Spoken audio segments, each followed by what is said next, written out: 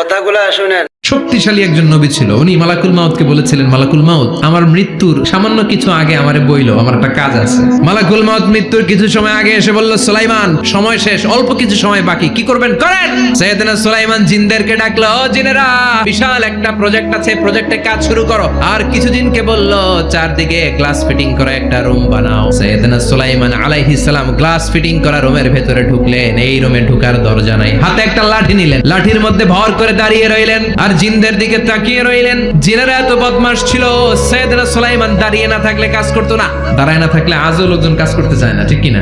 সুলাইমান আলাইহিস সালাম লাঠির মধ্যে ভর দিয়ে দাঁড়িয়ে রইলেন আর বললেন, কাজ করো। জিনেরাও কাজ শুরু করলো। ওদিকে মালাকুল মাউত এসে বলল, সুলাইমান সময় তো শেষ। সুলাইমান বলে, সমস্যা নাই, রূহ কবজ করো। মালাকুল মাউত ওইভাবে লাঠিতে ভর দেওয়া অবস্থায়, দাঁড়ানো অবস্থায় সাইয়েদনা সুলাইমান আলাইহিস সালামের রূহ কবজ করে নিলেন। উনি এমন ভাবে দাঁড়িয়েছেন, রূহ চলে গেল, লাশ হয়ে দাঁড়িয়ে রইলেন। লাঠির মধ্যে দাঁড়িয়ে আছেন, জমিনের মধ্যে লুটিয়ে পড়ে নাই। সুবহানাল্লাহ।